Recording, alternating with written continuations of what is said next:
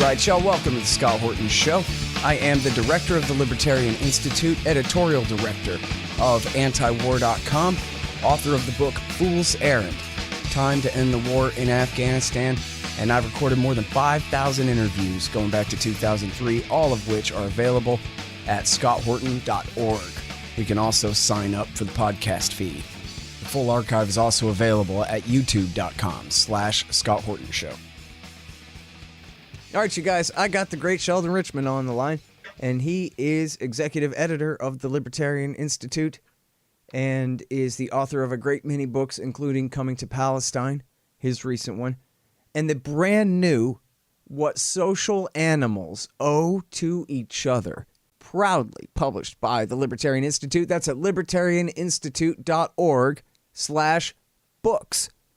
Welcome back to the show. How you doing, Sheldon? Thank you for having me back, and I'm doing fine. Thank you. Congratulations on your wonderful accomplishment. Well, I appreciate that. It's 20 years in the making, and I'm glad to see it all between two covers now. So my part is I edited it, which means I read the whole thing just once because I got a pretty full plate here. But, man, I loved it. It's so great. And let's start with that kind of goofy title, What Social Animals Owe to Each Other. What's going on there? Well, it is the title essay. And I stole the title and then modified it from a book collection. It was actually a collection of essays from the late 19th century by the great classical liberal sociologist. In fact, one of the founders of sociology, William Graham Sumner of Yale University, who wrote a book called What Social Classes Owe to Each Other. And it's been a long time since I read it, but it has a lot of good stuff in it. Anyway, I was writing an essay on ethics and how it relates to, interpersonal activity. And that, of course, that then takes you into political stuff because, how can you treat other people? What's right and what's wrong? What are the limits and all that stuff?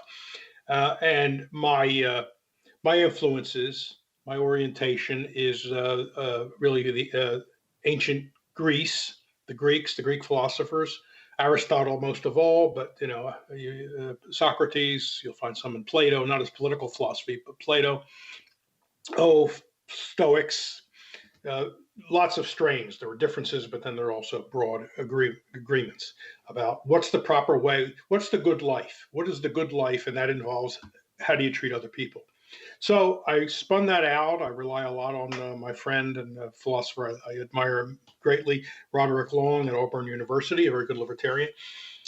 And at the end, it occurred to me that that title was the perfect title, What Social Animals Owe to Each Other, because we're social animals. We flourish to the max in society.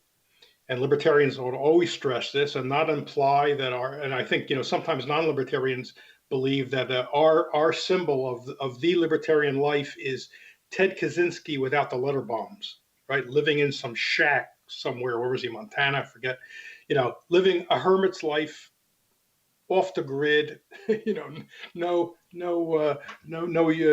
amenities. And that's somehow the perfect libertarian life, which is ridiculous because we libertarians praise the division of labor all the time. Division of labor, what is that? That's social. So I've written a lot over the years about what is social cooperation, what have the great classical liberals, libertarians, what have they said about that? And that's why I call the whole book by that title. Mm-hmm.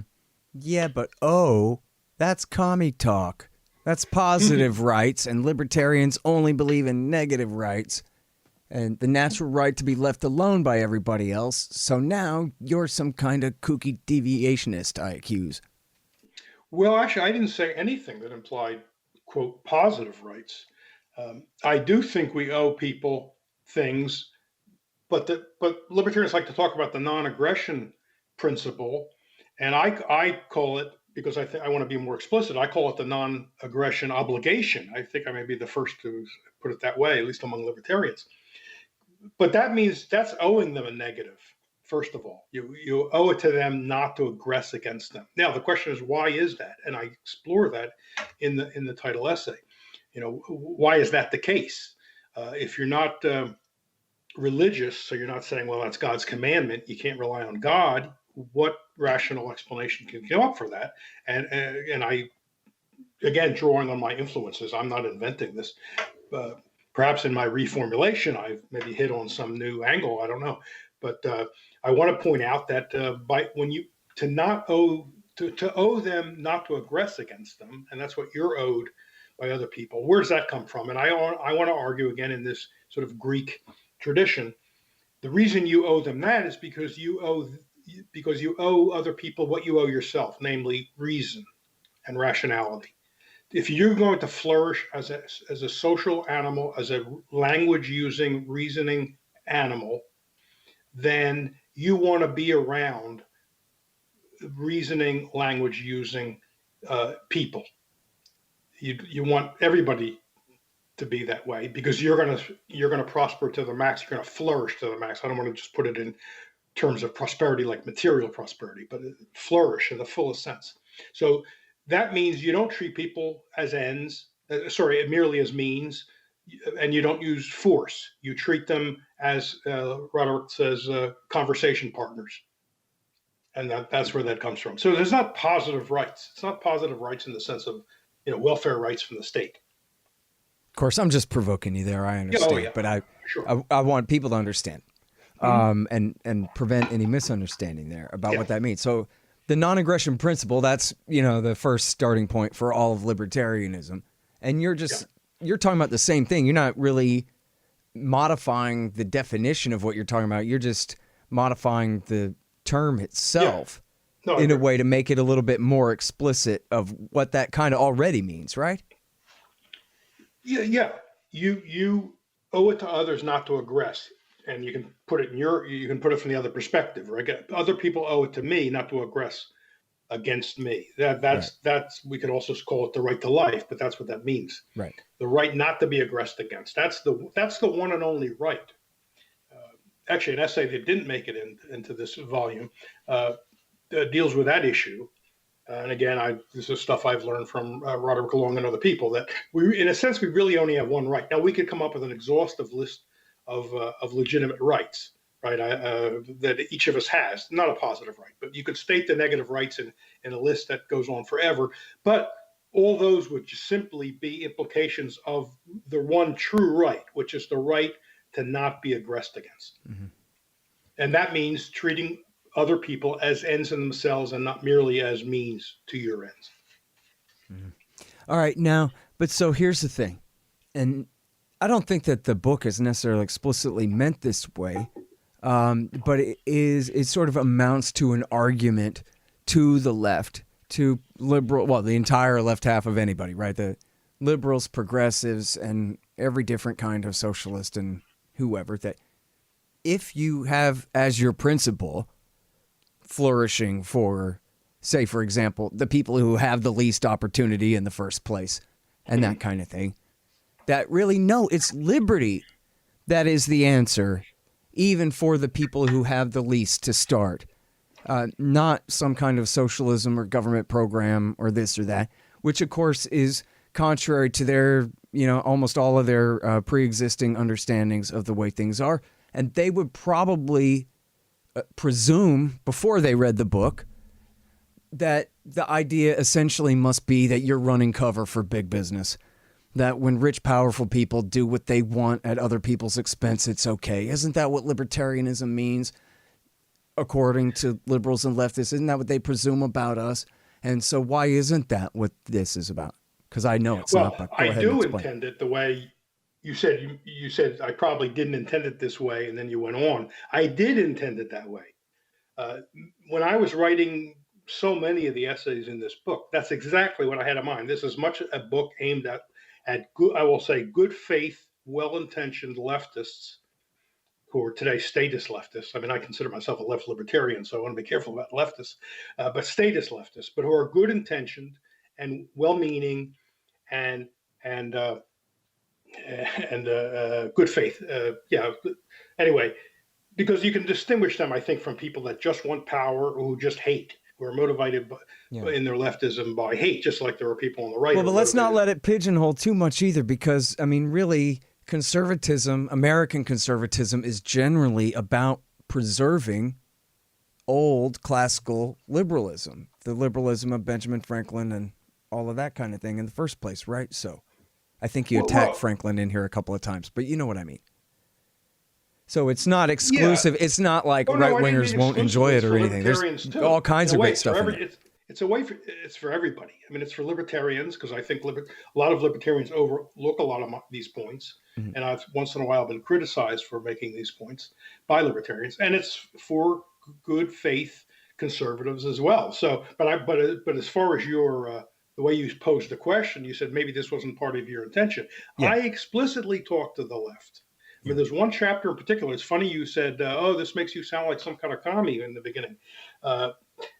Bastiat, and I make a big deal of this. Bastiat wrote a chapter, and no libertarian discusses this chapter. People missed it in his magnum opus, which he never lived long enough to edit. But Economic Harmonies, he's got a chapter called Chapter 11, and it's the title is something like, private property and commonwealth, and that's two words: commonwealth, not commonwealth.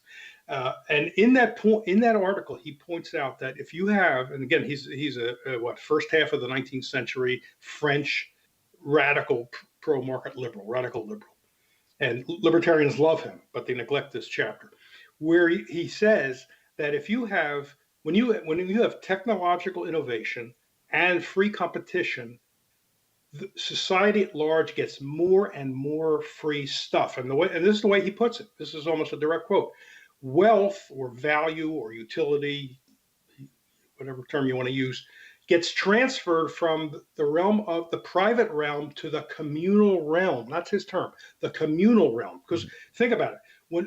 What does technology really do when you think about it? When we substitute technology for human labor, we're substituting the free services of nature for the onerous effort of human beings, right? When you use water power, gravity, any of those things, electricity, you're harnessing the free services of nature. Now, in other words, individual liberty creates a lot of positive externalities for others who weren't involved in the actual creation, any specific thing.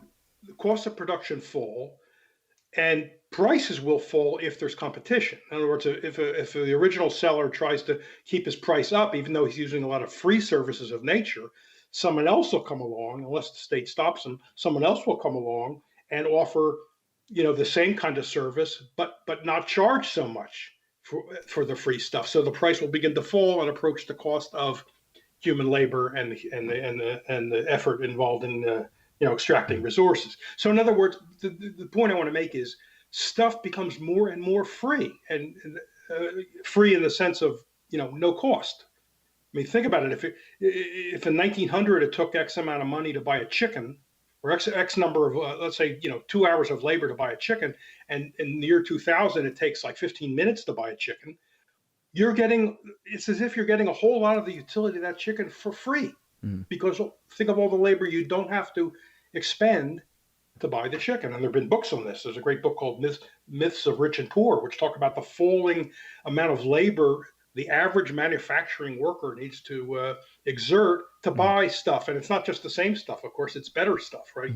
Well, and throughout the book too, Sheldon, you routinely attack privilege. And I don't mean like the common PC fad of being white or whatever, but in terms of political rigging of the game against the little guy by the big guy. And that seems to be your enemy. That seems to be the issue you focus on far more than criticizing socialism or, for the poor, subsidies or whatever. Yes, I'm talking about all, direct and indirect subsidies by government, which mainly, go to business. And certainly the most significant ones go to business and larger business. I'm talking about intellectual property. I'm talking about zoning, land use restrictions that hurt poor people, occupational license that protect people. Yeah, that's what I mean by privilege. I don't mean some sort of vague thing like we're all guilty for slavery. No, that's nonsense. I'm talking about today, real privileges today, but also, as you just said, unless the state stops them from entering competition with the previous guy. And that was Bastiat's point, because if there's IP, and Bastiat was not friendly to intellectual property, he thought imitation was extremely important and he was a big fan of imitation. Well, what does IP do? What do patents do? It prohibits imitation. And with imitation, you get innovation, because when you're trying to imitate somebody, very often you either make a mistake or you stumble onto some improvement on the thing you're trying to imitate.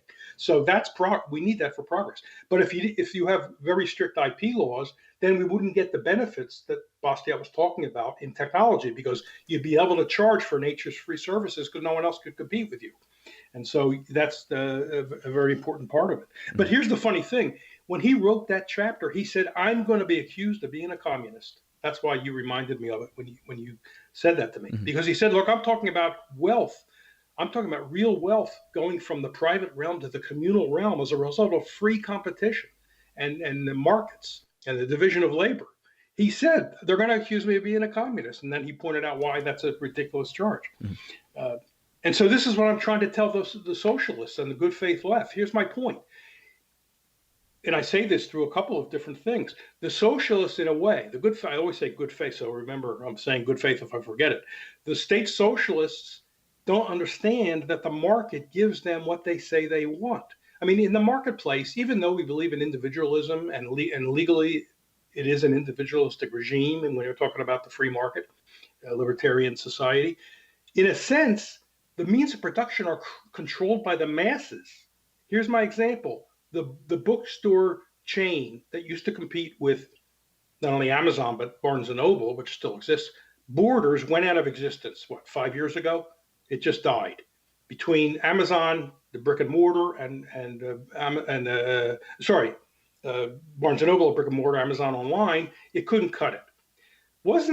Couldn't we really look at it this way? We collectively made a decision and said to the board of directors and the stockholders of Borders, we don't need you to use these resources for books anymore. We're getting our books fine in these other ways. You are using resources and labor services for books, and that's redundant. So go use those things for other things we want. Isn't that really what happened? No, we didn't sit down at a mass meeting and vote on whether Borders should go out of business. But didn't we do that? We did do that. In other words, the means of production, who holds the means of production is in the hands of the people. Mises, Ludwig Mises, you can read this in Human Action and his other great works, who's a saint for libertarians and should be. He points this out too. In a way, there's a collective control of who controls the means of production. Well, isn't that what the left says they want? They got it. Yeah, they want to wither the state away. That's Marx himself says the end goal here is that the state will wither away and then we'll be left with society minus the state. Well, might we start with withering the thing rather than building a dictatorship to make these choices first, huh? Well, which is what Mikhail Bakunin and the Marxist critics of his time, who were anarcho-syndicalists and stuff like that. They were collectivists, but they were anarchists, and they said, hey, guess what? That dictatorship is not going to ever wither away, Carl. Right. Get real. They were like public choice types without knowing it, right?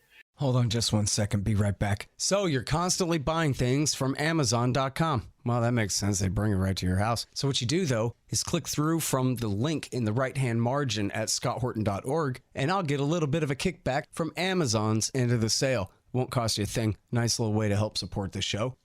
Again, that's right there in the margin at scotthorton.org. Hey, y'all, check it out. The Libertarian Institute, that's me and my friends, have published 3 great books this year. First is No Quarter, The Ravings of William Norman Grigg. He was the best one of us. Now he's gone, but this great collection is a truly fitting legacy for his fight for freedom. I know you'll love it. Then there's Coming to Palestine by the great Sheldon Richman. It's a collection of 40 important essays he's written over the years about the truth behind the Israel-Palestine conflict. You'll learn so much and highly value this definitive libertarian take on the dispossession of the Palestinians and the reality of their brutal occupation. And last but not least is the great Ron Paul, The Scott Horton Show Interviews 2004 through 2019. Interview transcripts of all of my interviews of the good doctor over the years on all the wars, money, taxes, the police state, and more. So how do you like that? Pretty good, right? Find them all at libertarianinstitute.org/books. You need stickers for your band or your business? Well, Rick and the guys over at thebumpersticker.com have got you covered. great work, great prices, sticky things with things printed on them. Whatever you need, thebumpersticker.com will get it done right for you. Thebumpersticker.com. There's this great essay. It's a mind-blowing thing, and I know because I learned so much from it, and I know that I've gotten such a good reaction from showing it to people, too. It's Left and Right, The Prospects for Liberty from 1965. And I forget now. I think you mentioned it in the book somewhere, right? Yeah, I must. Yeah, it's in there.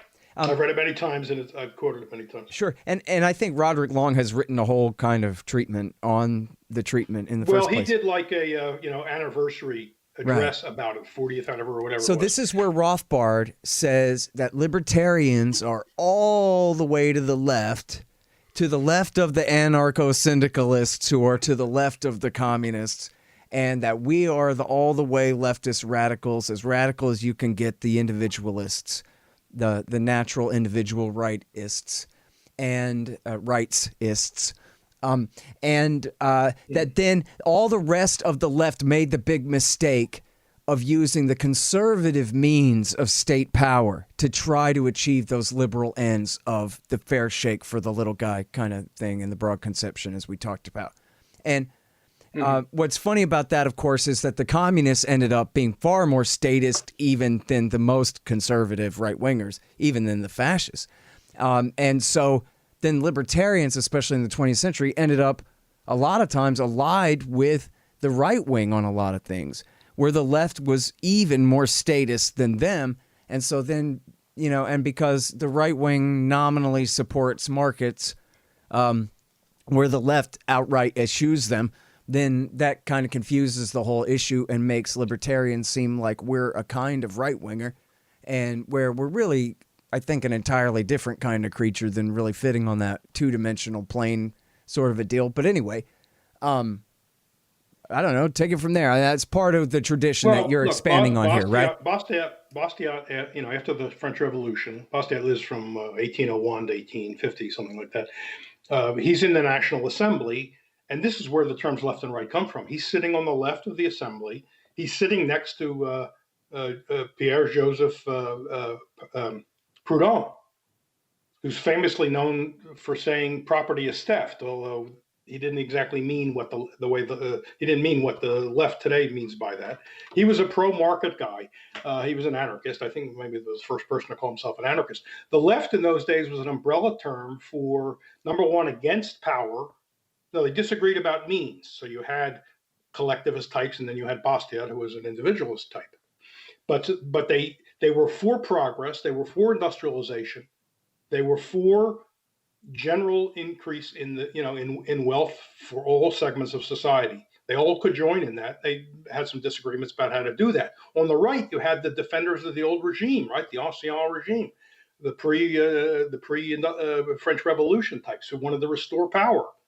And so libertarianism, as we think of it today, really does belong on the left. And this is why there's a group of us that use the term left libertarian. We explain it, whenever we can and whenever we have to, because I think it still captures something. Mm-hmm. And by the way, just so people don't get it confused, you wrote a book against the income tax, for guns, and for homeschool. And that's the kind of, you don't mean left deviationist from libertarianism. You mean real ass libertarianism belongs on the left. That's a different argument. I don't know why we need to say that, but maybe sometimes we do. People get confused, and a lot of libertarians, they come from the right, and it sounds like you're telling them to be a hippie at first glance. Well, I'm trying to educate them. There's nothing to do with being a hippie. I'm just trying to provoke you into clarifying even more. That's all. It has nothing to do with being a hippie. I get up and do work every day, although I'm kind of an advanced age, and I probably need to do a lot of work every day, but I always held a job. So no, I'm not a hippie. I believe in full legalization of all drugs, but the only drugs I use are caffeine and nicotine, I think. Occasional Advil. So no, it's got nothing to do with that. I just want to make sure people have a chance to understand and not get tripped up and misunderstand. Now, just one last thing here, and I'm sorry because we're really running short on time here, but it's really important that you talk about in here, and I did not know this, that the all important foundational, well, not foundational, but sort of kind of foundational text of Austrian school economics, Human Action by Ludwig von Mises, was originally to be titled Social Cooperation. And this really goes to our current moment where you have, especially, you know, on the modern left, this conflict theory where everybody's a member of some kind of racial or economic or whatever group that separates them from everyone else. And then we're all in a war of all against all for the power so we can dominate each other and loot each other and rule all this stuff. And you're arguing here that no, stupid, freedom really works and we can all get along together and it'll be fine as long as we're free. When we have all this power to fight about, that raises all these different questions. And then you cite Mises of all people. Was going to be his whole thing was, well, I shouldn't say of all people, but again, because people sort of misunderstand it. Mises is the great godfather of all great capitalist arguments. And so, but here he is saying, yeah, because that's how human beings can get along with each other well, that is the end in the first place. That's the point. They can. It's how they do. It's not something they need to be taught. They learned it. And Mises he goes back into the myths of time, and tells a very convincing story about how people discovered that at first tribes killed each other because they figured if I don't kill them, they're going to kill me. So let's go get those guys. And then someone realized there were gains to be made from trade. So we learned it a long time ago. We don't need to be taught it. There's something else I have in common with Mises. I could have called my book Social Cooperation. It's the second most used term in Human Action, which is a 1,000-page book. Someone actually ran it through a computer program, a friend of mine, and said, because I guessed it was the second most used, I figured the most used is division of labor. He said I was exactly right. Division of labor first, social cooperation second. Markets are social cooperation. What else are they? They're people trading with each other. And strangers trade. We trade with people we'll never meet on the other side of the world, thanks to the internet now, although there was world trade before the internet. Mm-hmm. It's the human way to live. It's the natural way. It is the natural way. But Sheldon, people really do believe, and George Carlin often said it best, even when he's wrong, that, look, every businessman is a dirty SOB, and all they try to do is screw each other. You know they're screwing you, and so it's all just sinful, man. Bloody green dollars. Yeah, and that's why, in a lot of ways, I love George Carlin for a lot of things. I think his fun with language is wonderful. But that side of him, just showed how ignorant he was. I don't know if he was just going for laughs, but that stuff doesn't wear well, in my view. Okay, but look, some businessmen are crooked SOBs, and it kind of it's a fair enough stereotype for some kind of reason. And so, but you're trying to argue that what? It doesn't matter, or it's just not true? Look, first of all, we don't have a full free market today, for a lot of very important reasons. We're far from it. But even with that caveat, look at the countless transactions you go through in a week or a month or a year. How many of them did you get screwed by? Do you never get screwed? Of course not. But here's the thing. This is a very important thing. Competition is what keeps would-be competition keeps would-be cooperators honest. See, the left likes to think that cooperation and competition are opposites. They're fighting with each other. I say they're the two sides of one coin, because if I get to choose with whom I will cooperate, that means there's competition, right? Two people want to cooperate with me. Well, those two are competing with each other. But what are they competing to do? To cooperate with me. So that they go together hand in hand, and competition keeps competitors keep cooperators honest. So that's why we need maximum competition. And government, much of what government does is trying to stifle competition in order to help favored groups. Right. That's what I'm against. And you know what, man, I hate to leave it here. We got to go, but that's exactly the follow-up point too, though, is that ain't that always the way? And that's what the leftists would say. As long as you have private profit as the motive, they're going to bribe the government to rig the game. Always. There will never be a free market. Only this kind of cronyism. The same way that we say, oh, yeah, boo-hoo for you. That's not real communism, mocking them. Well, that's kind of our excuse too, right? Well, in real capitalism, you wouldn't have a world empire. Well, I don't like the word capitalism, and you can see why in the book. Don't call it that. Look, so that leads you to the anarchist position. Get rid of the state, and then there's nothing to lobby. Go lobby a non-existent state legislature. That's what I'm saying. Yeah, privatize the war doesn't mean a DOD contract I'm not against lobbying. I'm against you having anything to lobby. There you go. You should Problem be free to solved. lobby. All right, listen, I'm so sorry that I gotta go. I really do. Okay. But the wonderful book, everybody, I know you're gonna love it so much. It's so good, and give it to your people. I mean, really, Thanks, it's Scott. the best. It's called "What Social Animals Owe to Each Other." Brand new out collection of essays by the great Sheldon Richman. It's at libertarianinstitute.org/books. The Scott Horton Show, Anti-War Radio, can be heard on KPFK 90.7 FM in LA, APSradio.com, antiwar.com, scotthorton.org, and libertarianinstitute.org.